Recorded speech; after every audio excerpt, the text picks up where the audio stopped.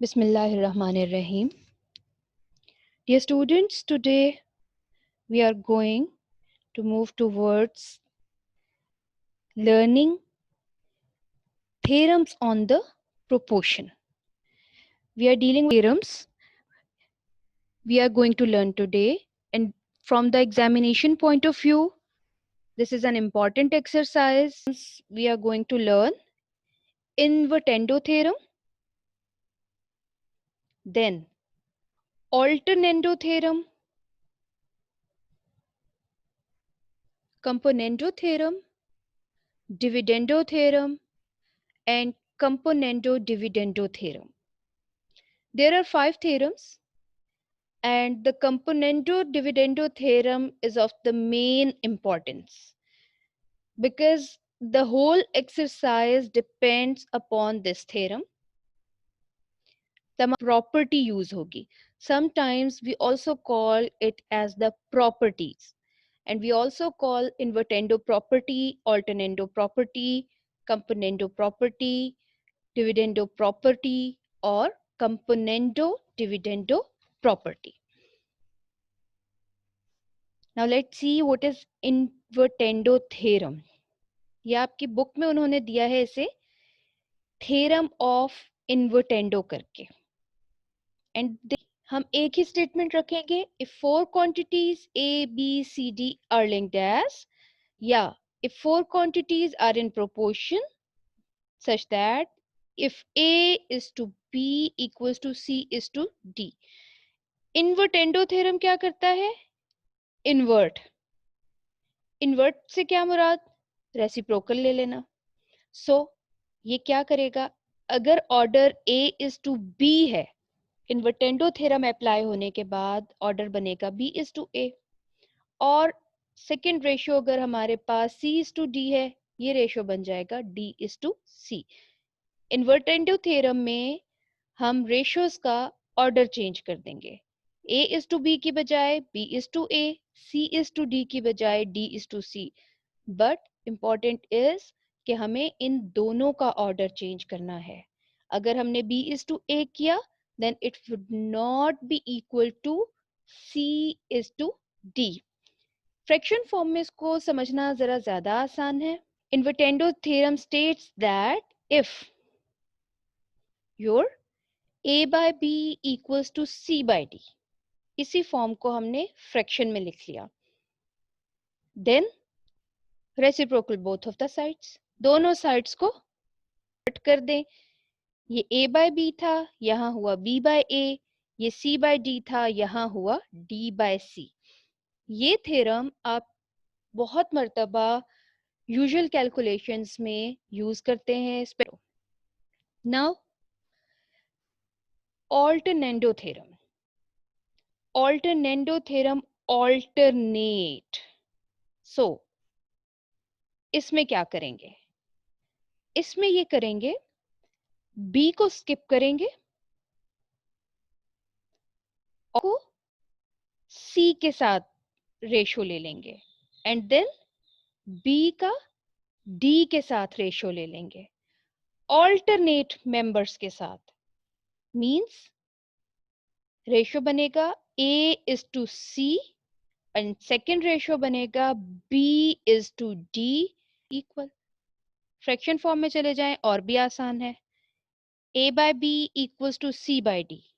अगर हमें ये दिया जाए तो हम क्या करेंगे? B को और C को एक दूसरे से रिप्लेस कर देंगे. हम कर भी करते हैं. हम C को B की जगह पर और B को C की जगह पे लिख देंगे. ऑल्टरनेट वैल्यूज को तब्दील कर देंगे. ये बनेगा A by C equals to B by D. Very simple. Now the theorem of componendo. यहाँ आपको कुछ याद रखना पड़ेगा. एक है कंपोनेंडो और एक है डिविडेंडो. आप याद रखेंगे कि कंपोनेंडो में आपको कंबाइन करना है. आप वर्ड या लिंक करने के लिए याद रख सकते हैं कंबाइन का. और कंबाइन कैसे किया जा सकता है? एडिशन से. सो जब कंपोनेंडो थ्योरम की बात आएगी, it means we are going to use the plus sign. A is to B equals to C is to D, then ए को बी में ऐड कर दें, इज टू बी कर दें, और सी में डी को ऐड कर दें, इज टू डी। अब चेंज कहां पर आ रहा है?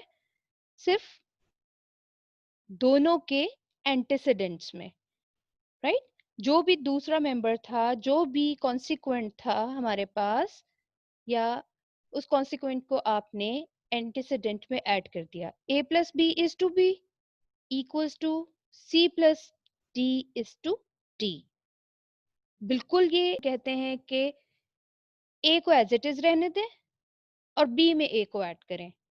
सो A is to A plus B equals to C is to C plus D. D में सी को ऐड कर दिया, बी में ए को ऐड कर दिया। ये दो फॉर्म्स हैं कंपोनेंडो थ्योरम की।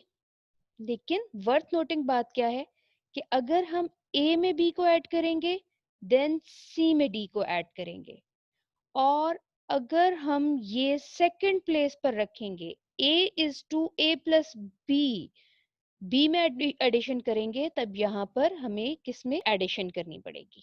Alright, because order matters in proportion. Fraction form में हमें ये बात ज्यादा क्लियर होगी। Componendo theorem states that if a by b equals to c by d, then लिखेंगे, ये न्यूमरेटर है, b डिनोमिनेटर में, c न्यूमरेटर में, d डिनोमिनेटर में।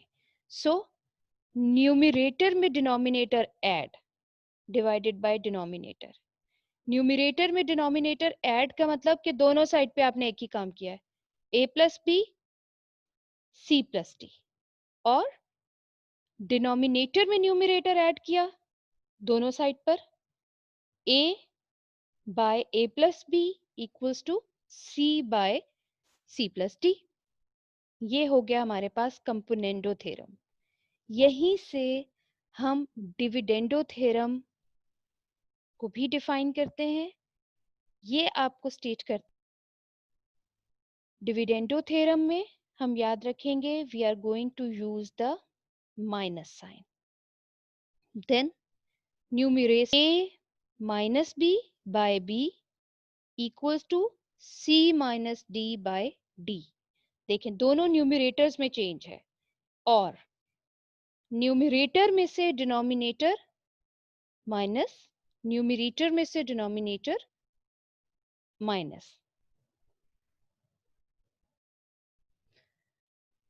So the dividendo theorem states that if a by b equals to c by d, then numerator में से denominator minus a minus b by b equals to c minus d by d, और a over numerator में से denominator minus, change कहाँ लेकर आए हैं? अब डिनोमिनेटर में।